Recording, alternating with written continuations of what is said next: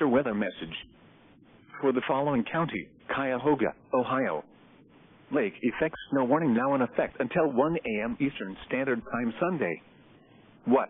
Heavy lake effect snow. Additional snow accumulations between 1 and 2 inches. Where? Cuyahoga County.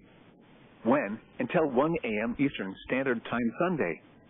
Impacts, roads, and especially bridges and overpasses, will likely become slick and hazardous. Plan on slippery road conditions. Additional details, lake effect snow showers will gradually shift north, primarily impacting the eastern portion of the county this evening. Highest snowfall totals will be isolated to this portion of the county.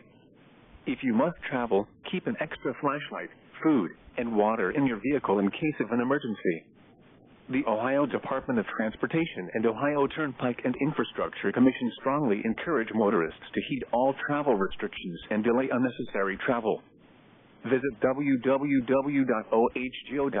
for the latest travel, roadway, and traffic conditions. During lake effect snow, the weather can vary from bands of locally heavy snow to dry weather just a few miles away. Visibilities can also vary greatly. Be prepared for rapid changes in weather, visibility, and road conditions.